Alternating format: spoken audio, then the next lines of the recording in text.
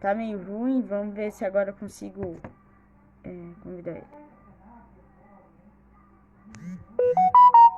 Clodomir, não. Aqui, perguntas. Receber uma mensagem. Enviar, concluir, não. Fio.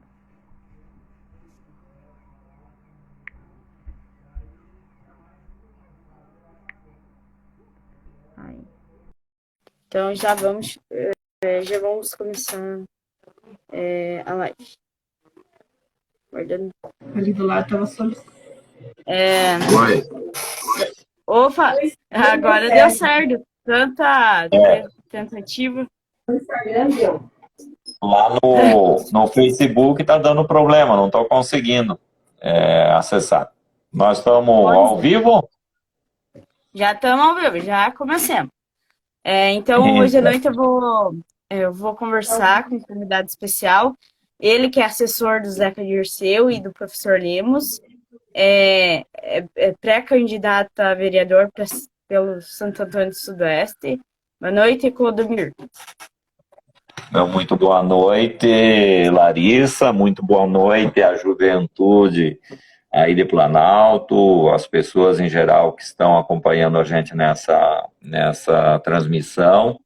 Nós tínhamos programado fazer uma transmissão aí via Facebook, mas não deu certo, a gente não conseguiu se adaptar, se acertar aí nesse processo, e daí nós estamos aqui para conversar. É muito importante nessa oportunidade a gente estar junto aí, conversando, falando sobre a vida pública, sobre o que está acontecendo no Brasil, e que influencia no dia a dia, né, Larissa, aqui na nossa vida, no dia a dia que nós estamos trabalhando. Então, é um prazer. Eu fico muito feliz em poder participar e bater esse papo.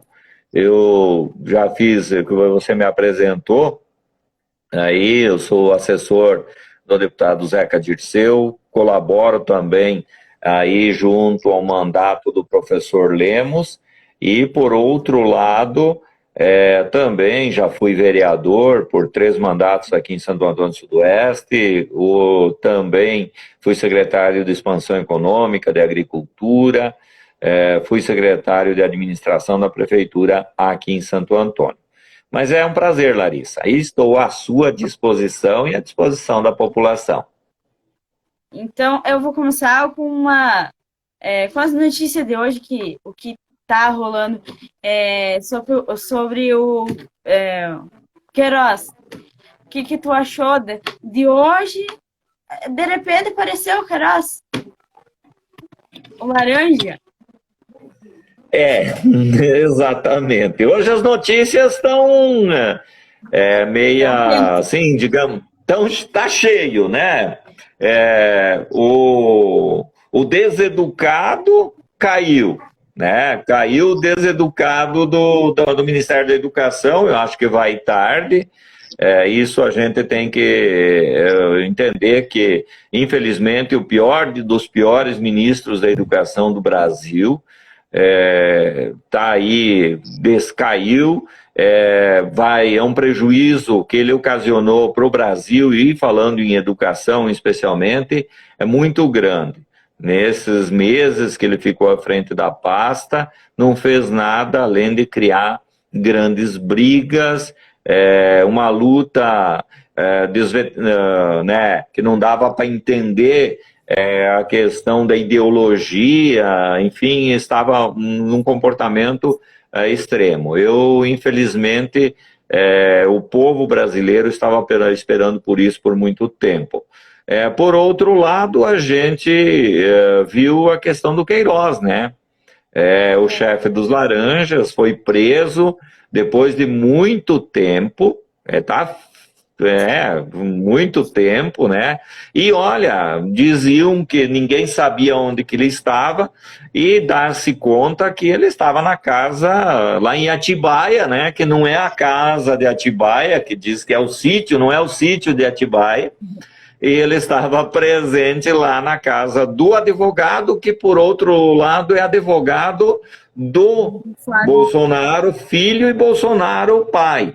Então é uma coisa muito complicada hoje, desestabiliza ainda mais o sistema geral do Brasil, político principalmente, que nós estamos vivendo duas situações diferentes hoje aqui no Brasil, duas crises muito fortes, uma que é a crise que está atacando o mundo inteiro, mas pior, aqui está no Brasil, infelizmente, pelas atitudes, pelo formato que está se trabalhando o coronavírus aqui no Brasil, e outro que é o sistema político, tá? O sistema político nosso está muito complicado e cada dia que passa nós temos menos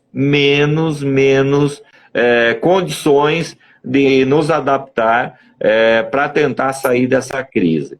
Então hoje foi um dia, isso aqui vai ficar na história do país e tudo está se juntando, né? Tudo está se juntando e vocês vejam bem que a preocupação do delegado que estava conduzindo o caso da prisão do Queiroz, os policiais só foram avisados poucos minutos antes, para que não houvesse uma fuga de informações e que pudesse o próprio Queiroz ter sumido do mapa lá do sítio de Atibaia.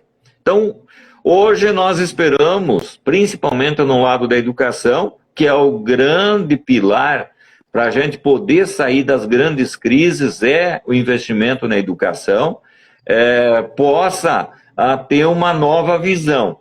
Não sei se com esse governo que aí está, vai conseguir ter essa nova visão, mas que tenha outros seres, né, humanos de verdade lá. Tanto faz que o Weintraub, que caiu, o deseducado caiu hoje, ele antes de cair, ele acabou derrubando aí o que tínhamos aí com referência às cotas na educação, no ensino público. Então isso é muito preocupante e a gente fica ali esperando que outras atitudes possam ajudar a esse nosso país e principalmente a nós brasileiros e a vocês jovens, né? Que são a grande razão de nós podermos dar uma volta nessa crise e fazermos o Brasil um país de primeiro mundo de verdade.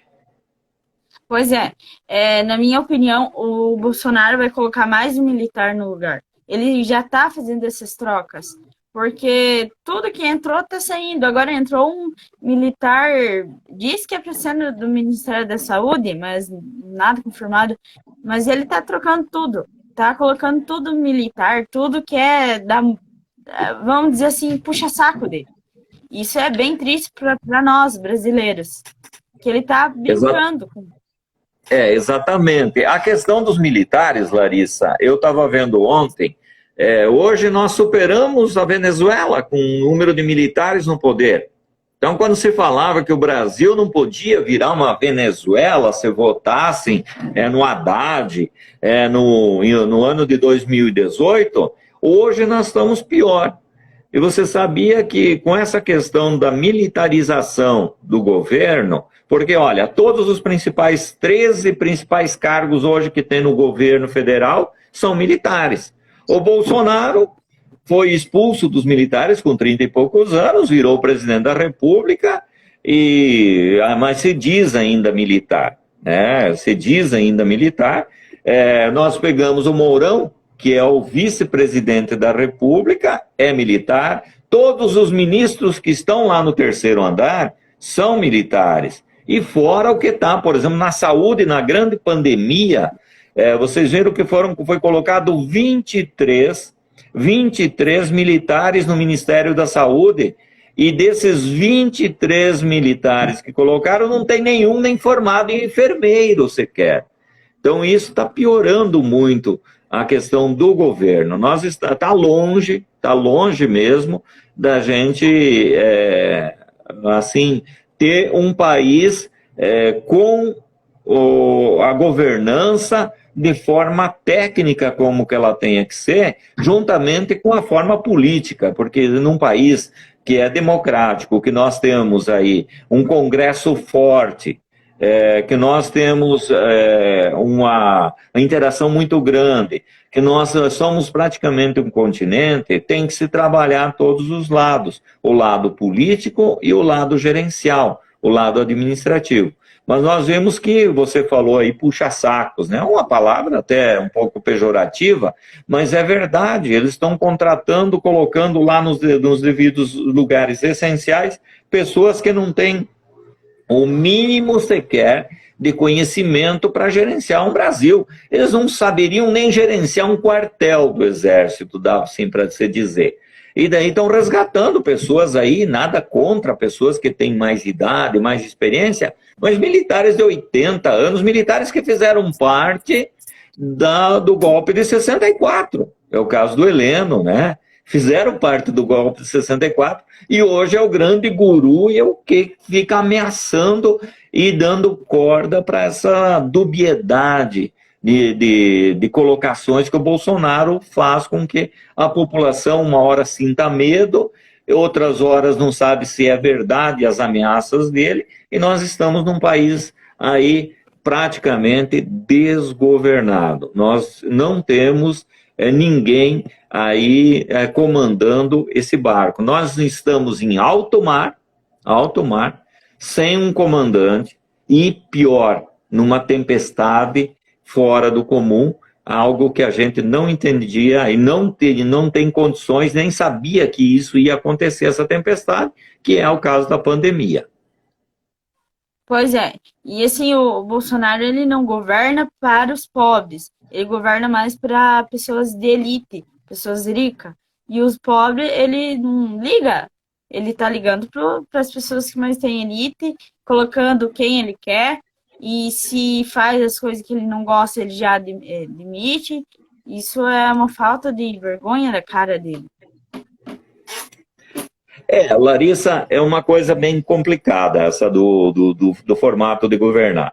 É óbvio que nós vínhamos aí há uns 20 anos para cá, agora estamos com 20 anos, mas digamos do ano de 2000, daí depois da entrada dos governos Lula e Dilma, do quê? Uma governança com o povo.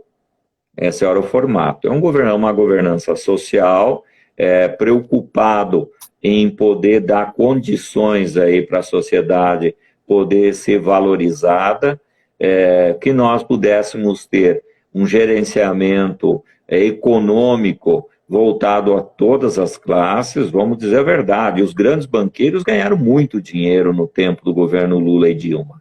Tá? Mas eles ganhavam dinheiro e a população também tinha dinheiro. O que fazia os grandes banqueiros ganhar dinheiro, lucro? Era ter moeda circulante e população com poder aquisitivo. Eu ontem estava vendo uma matéria que dizia o seguinte: o Brasil nunca chegou ao patamar da taxa Selic, que está 2,25, e nós temos uma deflação no país. Mas a deflação nada mais é do que a falta de condições da população consumir. Se não há consumo dentro do país, as pessoas não conseguem consumir, quem tem produto é obrigado a baixar o preço para poder vender, para tentar honrar, sustentar os seus compromissos.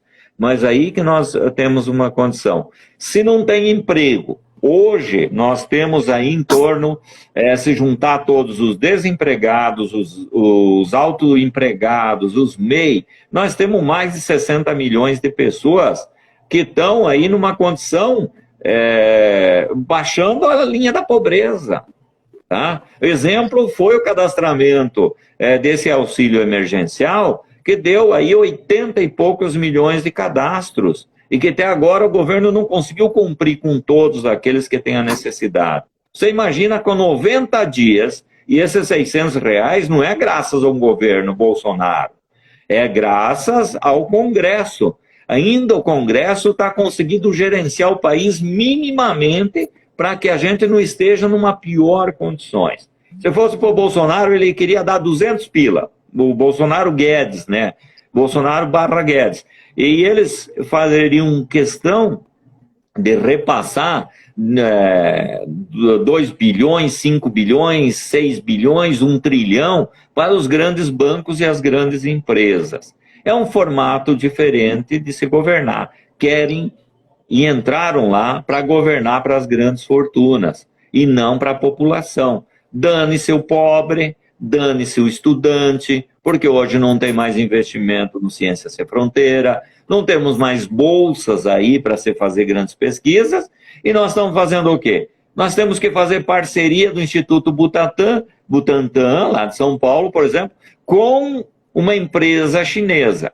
Daí falavam mal dos comunistas, né? Mas daí vão buscar uma empresa comunista para poder fazer uma parceria interna no país, aqui no Brasil, para tentar desenvolver uma vacina. Tentar desenvolver. A OMS hoje foi clara. Não tem nada até agora confirmado e até final do ano é quase certo que nada vai acontecer com referência à vacina contra o coronavírus. Eu queria aqui também mandar um abraço para o Pedro Henrique, né, que está nos acompanhando aqui também. A Sheila Tauana também está conosco aqui.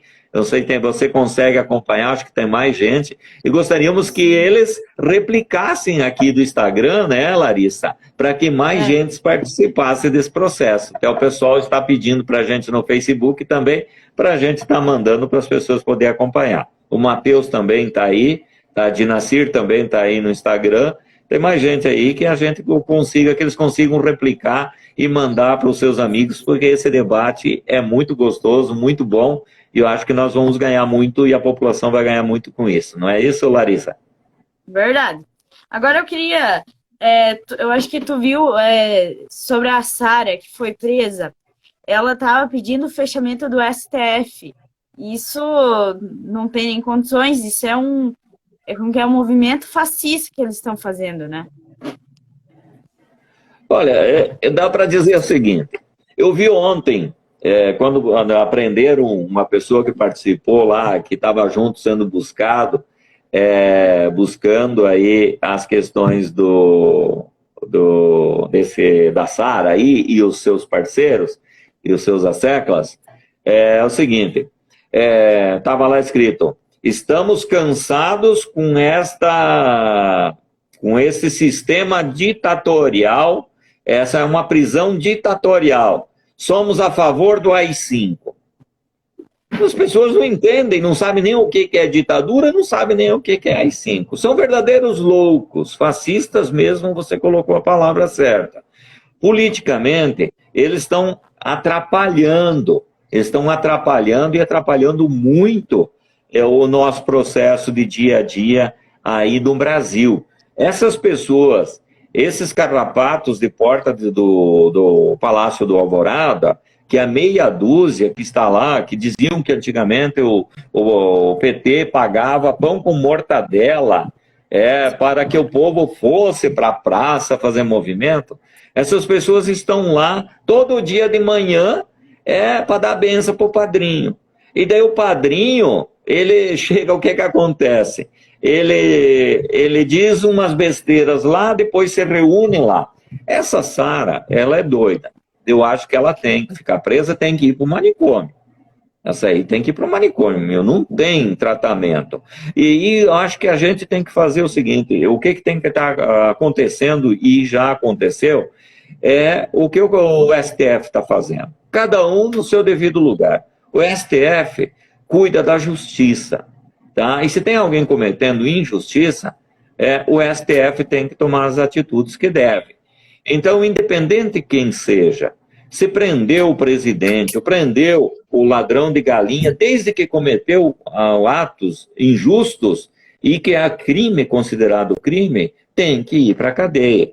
Não se vê em lugar nenhum no mundo, né? Atitudes como essa, ir lá e ameaçar o ministro. Eu vi uma das parceiras da Sara e desse outro grupo dizendo, olha, que sejam estupradas as filhas dos ministros do STF. É uma ameaça gravíssima, né? É muita coisa, é muita barbaridade para pouca coisa. E eu acredito que nós temos que sair toda essa crise mais fortes, Nós temos que dar uma viravolta para que a população ela entre no sistema político, e só no sistema político é que a gente consegue mudar as coisas. As eleições fazem com que a gente coloque lá, a gente dá um cheque em branco para a pessoa para gerenciar os destinos da população, que são mais de 210 milhões de pessoas. E hoje, absurdamente, nós estamos vendo atitudes desconcebidas, fora do parâmetro normal, por poucas pessoas, e que está criando como que se diz, uma disseminação do ódio de tamanho, né? Porque esse gabinete do ódio, ele existe, é coordenado pelos filhos do Bolsonaro, principalmente pelo Carluxo. Essa que é a coisa, principalmente eles. Então, todas essas pessoas que têm conduzindo um processo antidemocrático no Brasil, antidemocrático. E a gente vê pessoas que não entendem qual que é o verdadeiro objetivo, que na verdade até então a gente também não sabe qual que é o verdadeiro objetivo desse governo, porque nós estamos aí há 17 meses, 18 meses praticamente, completos, e nós não sabemos, não tem uma ação sequer, não tem nenhuma ação sequer. Até então falavam que não tinha ninguém preso da família Bolsonaro, por isso, então essa era a grande diferença.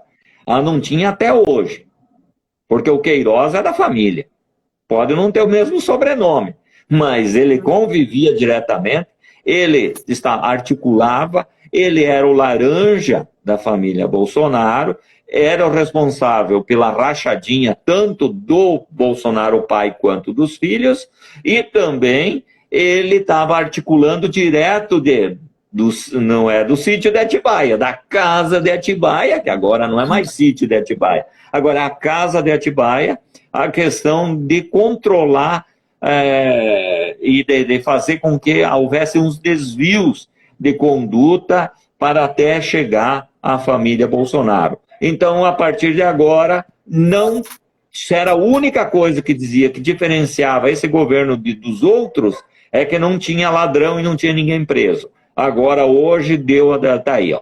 Tem ladrão e tem gente presa, e é da família do presidente. Quero aqui mandar um abraço todo especial também para o Anderson, que está aqui conosco, a Sônia Schlickman também está acompanhando a gente, e o pessoal do Somos Todos PT entrou e está aí acompanhando a gente também. Pois é, essa prisão do Queiroz, na minha opinião, ele não vai abrir a boca. Porque se abrir a boca, vão tentar eliminar ele. Isso é a minha opinião.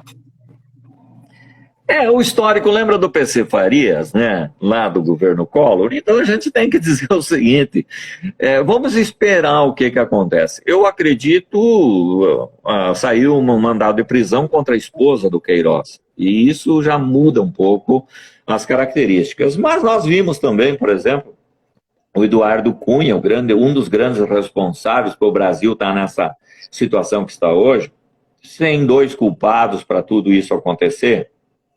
O Brasil está nessa situação.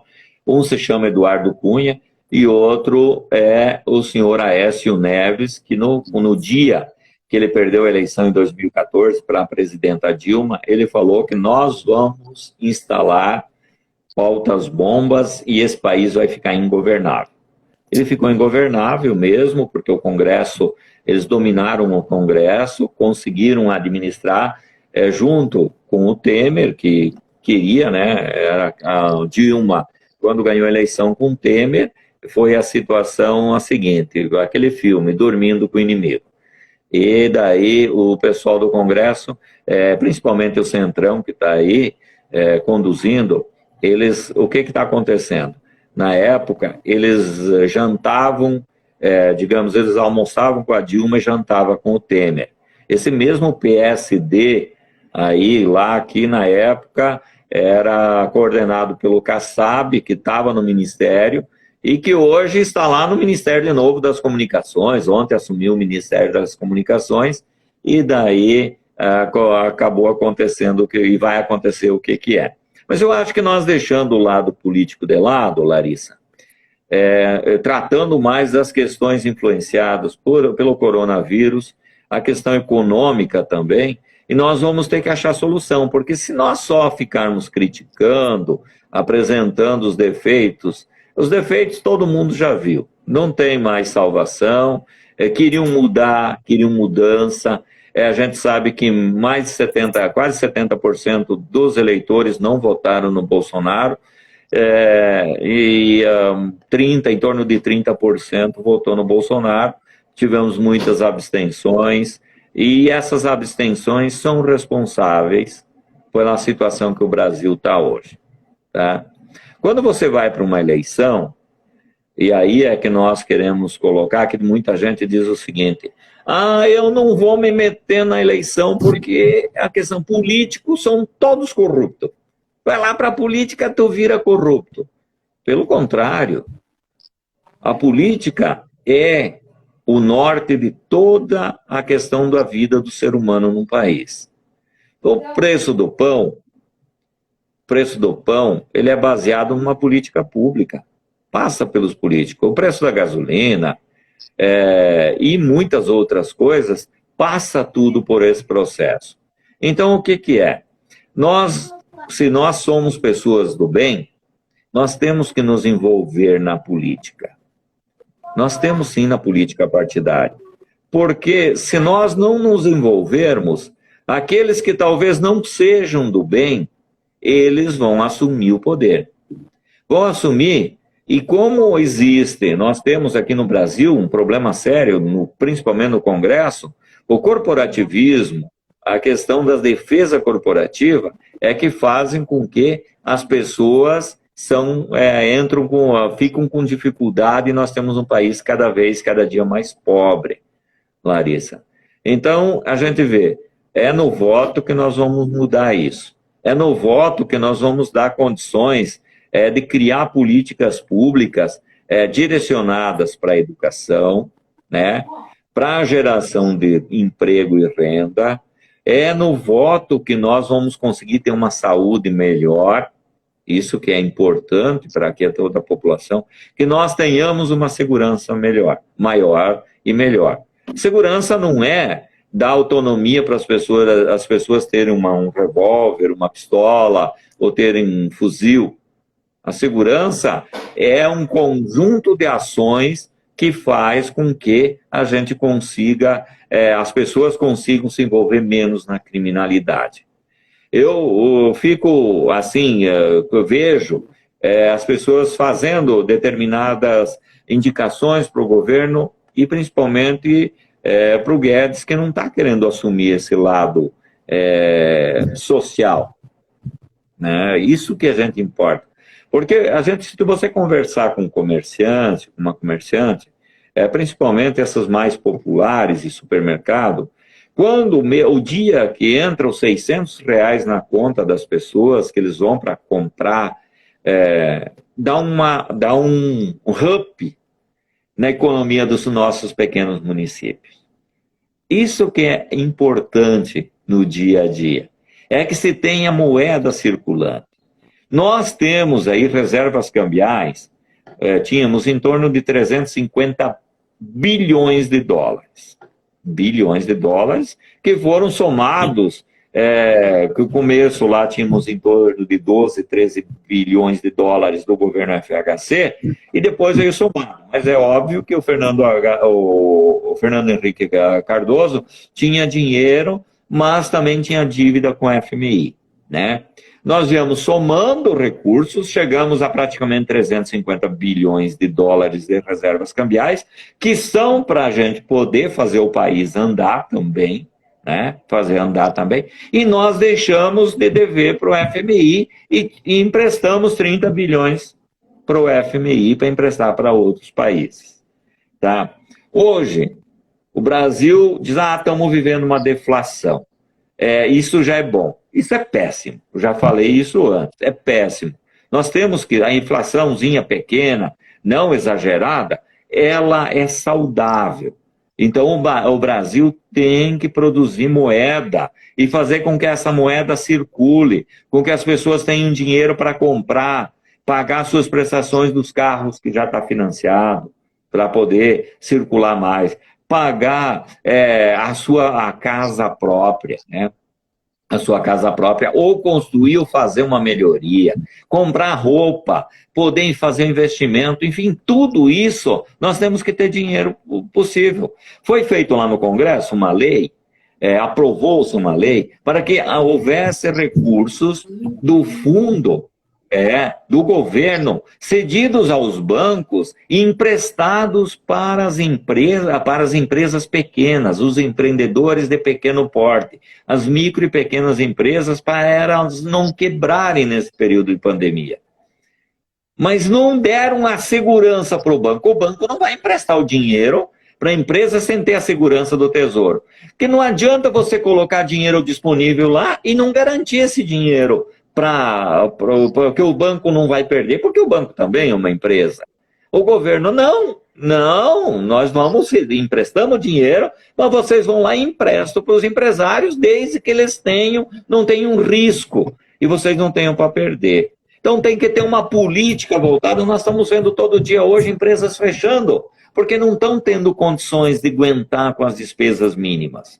E isso tinha que emprestar com 2 anos de carência, para os micro e pequenos empresários, com juros zero, em final de contas, porque nós temos exemplos.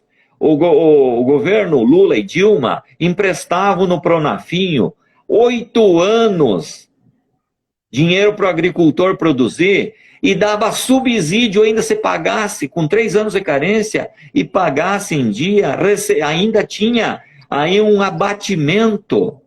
E isso fez com que o quê? A agricultura familiar deslanchasse, que a agricultura andasse, subisse. Hoje nós temos uma balança comercial positiva porque nós tivemos um investimento na agricultura, nas commodities, na produção de grãos, também para a gente poder colocar lá fora. E, por outro lado, nós temos ainda 70% da alimentação do brasileiro, na mesa do brasileiro, saído da agricultura familiar, porque nós emprestamos dinheiro de uma forma tranquila, com subsídio para o agricultor familiar, que ele permanece no campo. E a agricultura familiar hoje é o maior empregador e gerador de renda dos nossos pequenos municípios. Então, o Brasil pode tomar como exemplo os investimentos feitos na agricultura familiar, subsidiados, naquele período que estava todo mundo quebrando, lembra? Você sabe disso, que teus pais, tu pode falar com teus pais, vocês também são da agricultura familiar.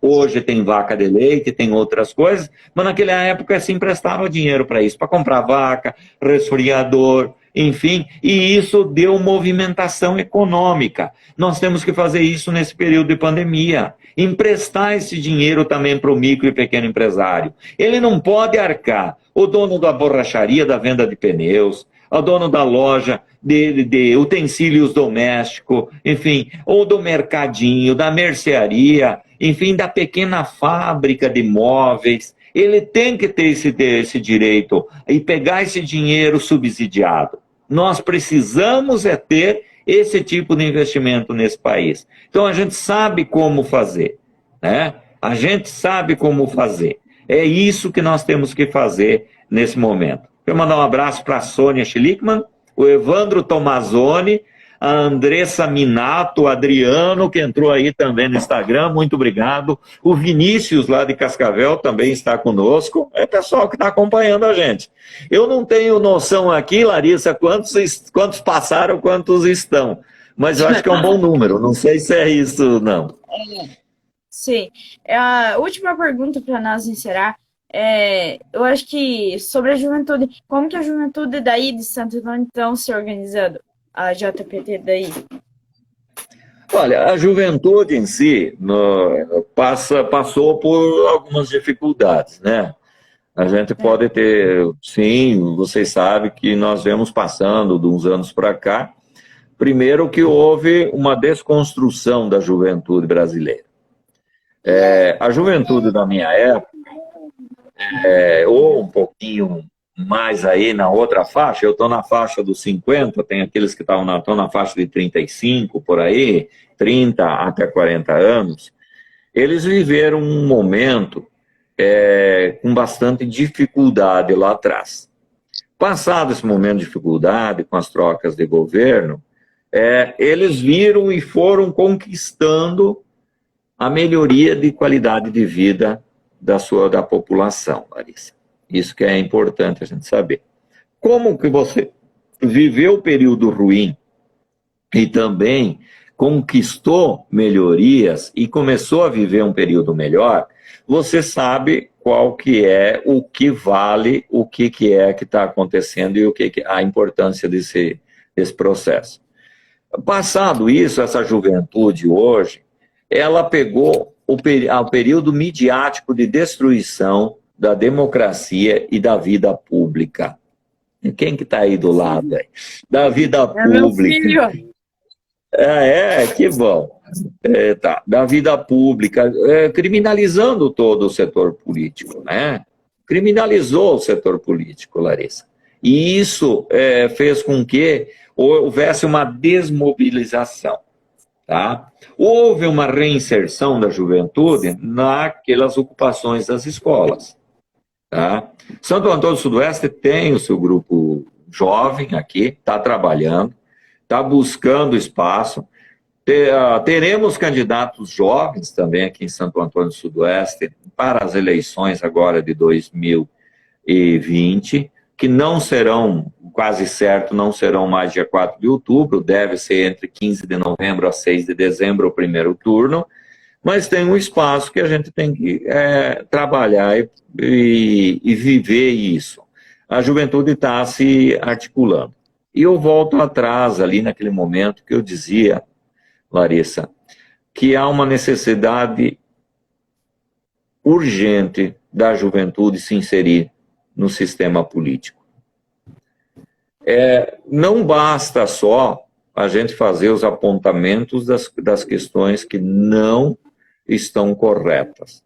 Nós temos que pegar aquilo que não está certo e transformar através de boas ideias, de outras ações que possam fazer com que o Brasil retome. Se você pegar o Japão pós-guerra, Coreia do Sul pós-guerra, o que houve? Investimento na educação e na juventude, tá? Principalmente na juventude através da educação. Eles conseguiram, estão no topo, estão top. E o Brasil precisa desse investimento. E nós aqui na nossa região de fronteira temos que fazer com que a juventude cresça, Larissa, que ela se aperfeiçoe, que ela se manifeste, que ela se insira no projeto e que os jovens entre si, eles possam a cada momento fazer a diferença, se unir, discutir, transformar as ideias em ações, tá?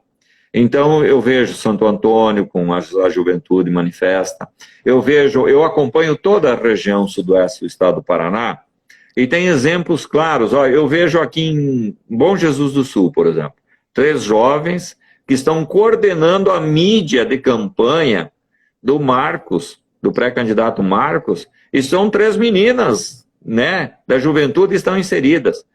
Vejo aqui em Santo Antônio jovens inseridos no processo. Eu vejo em Pranchita, nós temos aí pessoas da juventude. Então, mas a juventude, ela está muito pouco representada. Parece que, tá desse jeito aí, o coronavírus só pega os velhos, nós que somos jovens não vamos pegar, então não precisamos se cuidar.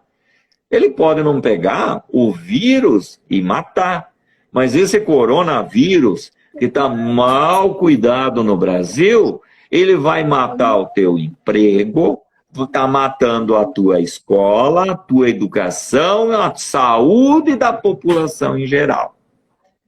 Esse é o processo que nós estamos vendo.